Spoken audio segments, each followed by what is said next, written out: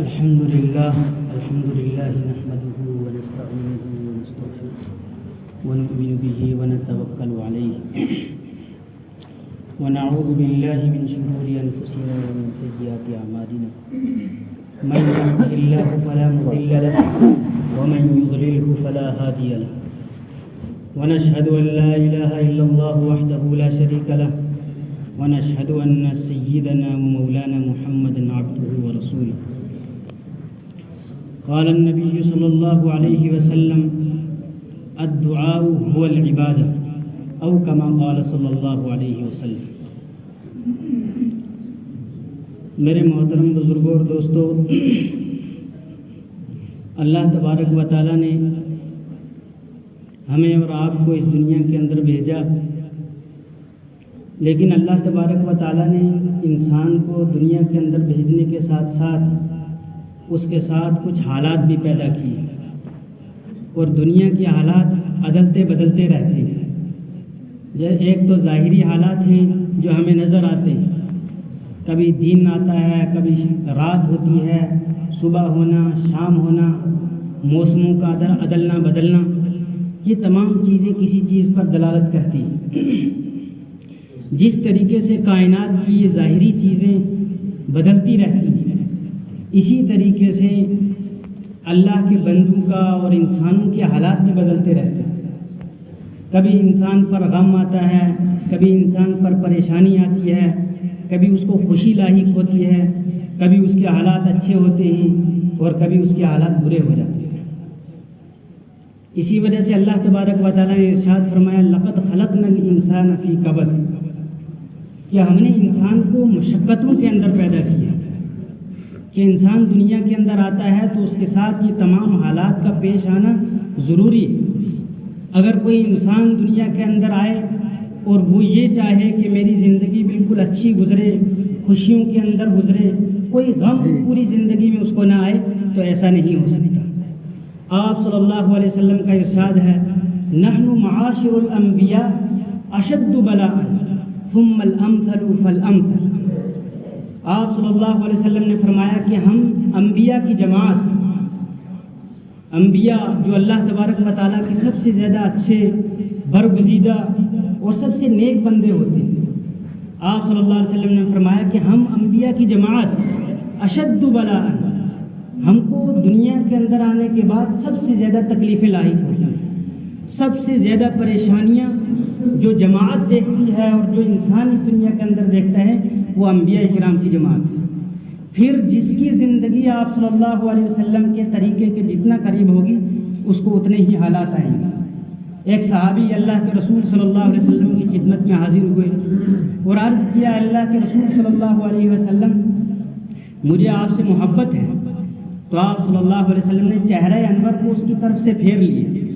تو دوسری طرف سے ہو کر آیا اور پھر یہی جملہ کہا کہ مجھے آپ سے محبت ہے۔ تو آپ صلی اللہ علیہ وسلم نے فرمایا کہ اپنی اس بات پر غور کرو کہ تم کیا کہہ رہے ہو۔ اگر تمہیں مجھ سے محبت ہے تو اس کا مطلب ہے کہ جو شخص بھی مجھ سے محبت کرے گا اور یہ دعویٰ کرے گا کہ مجھے نبی سے محبت ہے تو اس کی طرف فقر و فاقہ اور حالات اور غم اور پریشانیاں اس طرح اس کی طرف دوڑ کر آئیں گی جس طریقے سے اوپر سے پانی نیچے کی طرف آتا ہے، ڈھلان کی طرف پانی تیزی سے دوڑ کر آتا ہے، اس طریقے سے ایسے لوگوں کی طرف حالات دوڑ کر آتے ہیں، فقر و فاقہ ان کی طرف دوڑ کر آتا ہے۔ اسی وجہ سے آپ صلی اللہ علیہ وسلم نے فرمایا کہ انبیاء کی جماعت کو اس دنیا کے اندر سب سے زیادہ سخت حالات سے گزرنا پڑا ہے۔ ہم دیکھتے ہیں حضرت آدم علیہ السلام ان پہ حالات آئے، کیسے حالات آئے کہ جن کی وجہ سے ان کو جنت سے نکلنا پڑا اور ایک عرصہ دراز تک وہ اللہ تبارک و تعالیٰ کے سامنے آہ اور گریہ بازاری کے اندر مشغول رہی، اور ان کی مشہور دعا جو ہم ہر نماز کے بعد سنتے بھی ہیں، پڑھتے بھی ہیں، اور قرآن کریم نے اس کو نقل بھی کیا ربنا ظلمنا انفسنا وان لم تغفر لنا وترحمنا لنكونن من الخاسرین۔ اللہ تبارک و تعالیٰ کی بارگاہ کے اندر حضرت آدم علیہ السلام روئے اور یہ دعا کی اے اللہ ہم نے اپنی جانوں پر ظلم کیا، اگر آپ معاف نہیں کریں گے تو ہم خسارے اٹھانے والوں میں سے ہو جائیں گے، نقصان اٹھانے والوں میں سے ہو جائیں گے۔ اسی طریقے سے تمام انبیاء کرام جن کا تذکرہ قرآن کریم نے کیا ہے، حضرت آدم علیہ السلام کے بعد جو نبی آئے حضرت نوح علیہ السلام،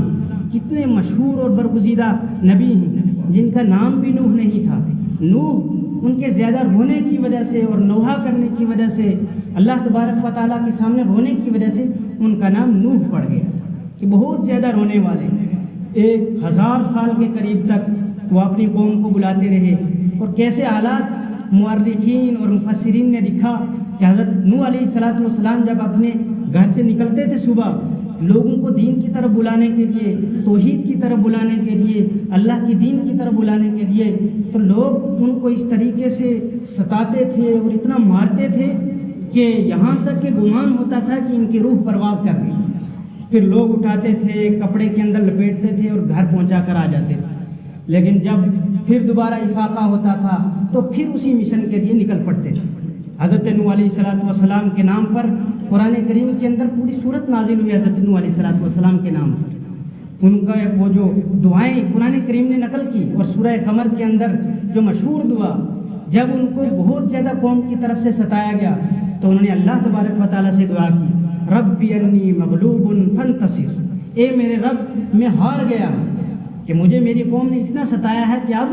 بے بس ہو گیا، فانتصر، تو ہی میری مدد فرما۔ تو پھر اللہ تبارک و تعالیٰ نے ان کی اس دعا کو قبول کیا۔ اللہ تعالیٰ فرماتے ہیں ففتحنا علیہم ابواب السماء بماء منہمر، جب حضرت نوح علیہ السلام نے اس طریقے سے آہ وزاری کی تو اللہ تبارک و تعالیٰ کی طرف سے فوراً دعا کی قبولیت سے نوازا گیا، اور اللہ تبارک و تعالیٰ کا حکم اتر پڑا، ففتحنا علیہم ابواب السماء۔ اللہ تعالیٰ فرماتے ہیں کہ ہم نے آسمان کے دروازے ان پر کھول دیے، اور زمین پھٹ پڑی اور تنور سے پانی نکلنا شروع ہو گیا، اور اس طریقے سے اس قوم کو غرق کر دیا گیا، ہلاک کر دیا گیا۔ حضرت نوح علیہ السلام کے بعد جلیل القدر پیغمبر حضرت ابراہیم علیہ السلام آئے، ان کو بھی انہی حالات سے گزرنا پڑا۔ جب انہیں توحید کی امانت کو لے کر لوگوں کے پاس گئے اور اس کی دعوت دی تو سب سے پہلے جو ان کے سامنے کھڑے ہوئے وہ ان کے والد تھے، آزر،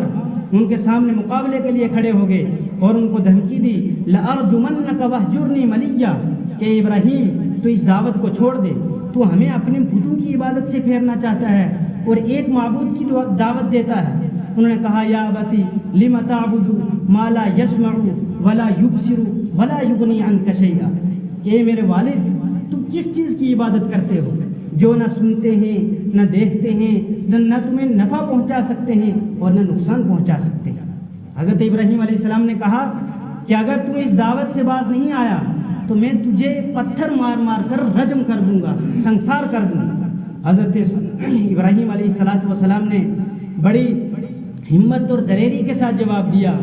کہ سلام علیک، میں تم سے کچھ نہیں کہتا، اللہ ساستغفر لک ربی انہ کان بی حفیہ، کہ میں اللہ تبارک و تعالیٰ سے تمہاری ہدایت کی دعا کروں۔ تو پھر کیا ہوا، اپنا وطن چھوڑنا پڑا۔ حضرت ابراہیم علیہ السلام کے بعد حضرت اسماعیل علیہ السلام، حضرت موسیٰ علیہ السلام، جن کے مقابلے میں فرعون کھڑا ہوا اور کس کس طریقے سے حضرت موسیٰ علیہ السلام کو ستایا گیا، ان کو بھی ہجرت کرنا پڑی، مصر کو چھوڑنا پڑا اور مصر سے نکل کر مدین جانا پڑا، اور 10 سال تک وہاں قیام پذیر رہے، پھر واپس اپنے وطن کی طرف لوٹے۔ حضرت موسیٰ علیہ السلام نے بھی دعا اللہ تبارک و تعالیٰ سے کی، اور جب انہوں نے دعا کی تو اللہ تبارک و تعالیٰ کا حکم آ گیا اور فرعون کو غرق کر دیا گیا۔ فَأَخَذْنَاهُمْ فَنَبَذْنَاهُمْ فِي الْيَمِّ، اللہ تبارک و تعالیٰ نے مختصر انداز کے اندر فرعون کی سزا کو بیان کیا۔ جب حضرت موسیٰ علیہ السلام نے دعا کی، جب وہ سمندر کے کنارے پر پہنچے تو قوم نے کہا کہ پیچھے دشمن آ چکا ہے اور آگے سمندر ہے، کوئی راستہ نظر نہیں آ رہا ہے۔ تو حضرت موسیٰ علیہ السلام نے فرمایا، قال کلا ان معی ربی سیہدین، ہرگز نہیں، جو تمہارا خیال ہے کہ دشمن ہمیں مار ڈالے گا اور ہم غرق ہو جائیں گے، سامنے سمندر ہے، پیچھے دشمن ہے، ایسا ہرگز نہیں ہو سکتا۔ ان معی ربی، کہ میرے ساتھ میرا رب ہے، سیہدین، ضرور بھی ضرور میری رہنمائی کرے گا اور راستہ میرے لیے نکالے گا اور پوری قوم کے لیے راستہ نکالے گا۔ تو اللہ فَأَوْحَيْنَا إِلَى مُوسَىٰ أَنِ اضْرِب بِّعَصَاكَ الْحَجَرَ، اللہ تبارک و تعالیٰ کی طرف سے حکم آیا کہ موسیٰ اپنی لاٹھی کو مارو۔ حضرت موسیٰ علیہ السلام نے لاٹھی کو مارا اور جو سمندر سامنے موجود تھا اس کے 2 ٹکڑے ہو گئے اور بالکل خشک راستہ بن گئے۔ حضرت موسیٰ علیہ السلام بھی گزر گئے اور ان کی قوم بھی گزر گئی۔ حضرت موسیٰ علیہ السلام کے بعد حضرت عیسیٰ علیہ السلام آئے، ان کے ساتھ بھی ایسے ہی حالات پیش آئے۔ لوگوں نے ان کو سولی پر چڑھانا چاہا، ان کو قتل کرنا چاہا، شہید کرنا چاہا، لیکن اللہ تبارک و تعالیٰ نے دشمن کے نرغے سے ان کو آزاد کر کے زندہ آسمانوں پر اٹھا دیا۔ حضرت یحییٰ علیہ السلام، حضرت زکریا علیہ السلام، حضرت زکریا علیہ السلام جب ان کی عمر بہت زیادہ ہو گئی اور اولاد بھی نہیں تھی تو بال بالکل سفید ہو گئے اور بڑھاپا چھا گیا، تو اس وقت حضرت زکریا علیہ السلام نے اللہ تبارک و تعالیٰ سے دعا کی۔ وہ جب گئے دیکھا کہ حضرت مریم کے پاس بے موسمی پھل موجود تھے، انہوں نے جب وہ پھل دیکھے تو انہوں نے حضرت مریم سے پوچھا انا لکی ھذا،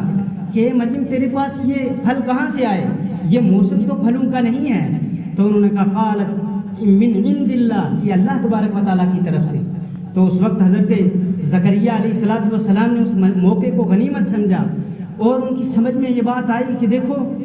بے موسمی پھل اللہ تبارک و تعالیٰ دے سکتے ہیں، تو اس کا مطلب یہ ہے کہ اللہ تبارک و تعالیٰ بڑھاپے کے اندر اولاد بھی دے سکتے ہیں۔ قرآن کریم نے کہا ہنالک دعا زکریا ربہ قال رب هب لی من لدنک ذریۃ طیبہ، کہ وہیں کھڑے کھڑے حضرت زکریا علیہ السلام نے آسمان کی طرف دیکھا اور ہاتھ پھیلائے اور اللہ تبارک و تعالیٰ سے دعا کی کہ اللہ مجھے بھی اچھی اولاد عطا فرما۔ تو اللہ تبارک و تعالیٰ نے ان کی دعا کو قبول کیا اور فرشتہ جبرائیل امین خوشخبری لے کر آ گئے اور ان کو خوشخبری سنائی کہ ہم نے آپ کو ایک بیٹا عطا کرنا ہے اور اس کا نام بھی ہم پہلے سے ہی تجویز کرتے ہیں، اور اس کا نام یحییٰ رکھا، اور ان کو وحی بھی کر دی پیدا ہوتے ہی یا یحییٰ خذ الکتاب بقوہ، کہ اے یحییٰ جو کتاب ہم تجھے دینے والے ہیں اس کو قوت اور مضبوطی کے ساتھ پکڑنا۔ تو یہ انبیاء کرام کے حالات قرآن کریم نے بیان کیا، اور یہ حالات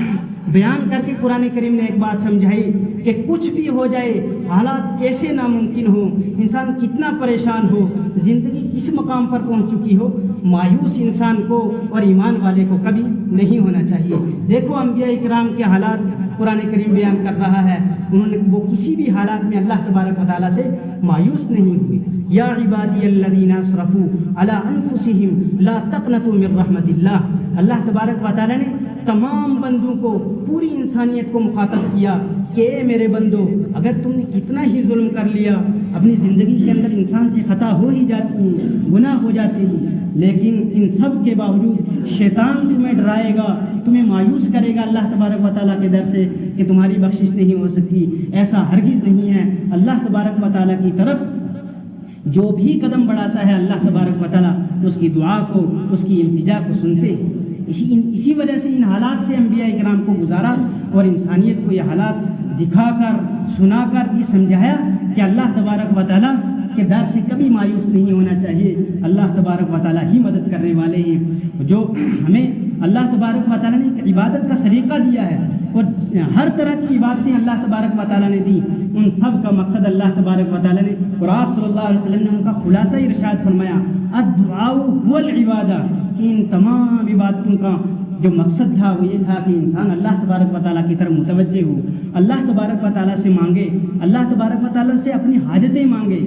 کوئی بھی کام اللہ تبارک و تعالیٰ کے لیے ناممکن نہیں ہے۔ جس طریقے سے حضرت زکریا علیہ السلام کو اللہ تبارک و تعالیٰ نے 100 سال کے قریب، جو کوئی عمر بھی نہیں ہوتی اولاد کی، عام طور پر انسان مایوس ہو جاتا ہے، ان حالات کے اندر، اس عمر کے اندر اللہ تبارک و تعالیٰ نے ان کو بیٹا عطا کیا۔ حضرت ابراہیم علیہ السلام نے اللہ تبارک و تعالیٰ سے دعا کی اور حضرت اسماعیل علیہ السلام جیسے فرزند حضرت ابراہیم علیہ السلام کے گھر میں پیدا ہوئے۔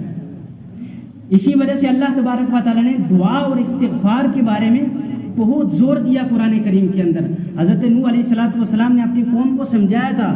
اور اللہ تبارک و تعالیٰ کے سامنے جب شکوہ کیا کہ اللہ میں نے ان کو دعوت دی، صبح بھی، شام بھی، دن کو بھی، رات کو بھی، ہر طرح سے ان کو بلایا، لیکن انہوں نے میری دعوت کو قبول نہیں کیا۔ اور یہ بھی کہا کہ میں نے ان سے کہا تھا فَقُلْتُ اسْتَغْفِرُوا رَبَّكُمْ إِنَّهُ كَانَ غَفَّارًا، میں نے اپنی قوم کو یہ بات سمجھائی تھی کہ اللہ تبارک و تعالیٰ سے دعا اور استغفار کرو، اللہ تبارک و تعالیٰ معاف کرنے والے ہیں، يُمْدِدْكُمْ بِأَمْوَالٍ وَبَنِينَ، کہ اللہ تبارک و تعالیٰ ہر طرح سے مال سے اولاد سے ہر طرح سے تمہاری مدد کرے گا، لیکن انہوں نے میری بات نہیں مانی تو اللہ تبارک و تعالیٰ کا وہ عذاب آیا اور ان کو ہلاک کر دیا گیا۔ اسی وجہ سے آپ صلی اللہ علیہ وسلم نے فرمایا الدعاء هو العبادہ، اور دوسری حدیث کے اندر ارشاد فرمایا الدعاء مخ العبادہ، کہ دعا جو ہے وہ عبادت کا مغز ہے۔ اس لیے ہمیں چاہیے کہ اپنے ہر کام میں چھوٹے بڑے کیسا بھی کام ہو اس کے حل کرانے کے لیے اللہ تبارک و تعالیٰ سے دعا کریں اور اللہ تبارک و تعالیٰ ضرور کامیابی عطا فرمائیں گے۔ وآخر دعوانا ان الحمد للہ۔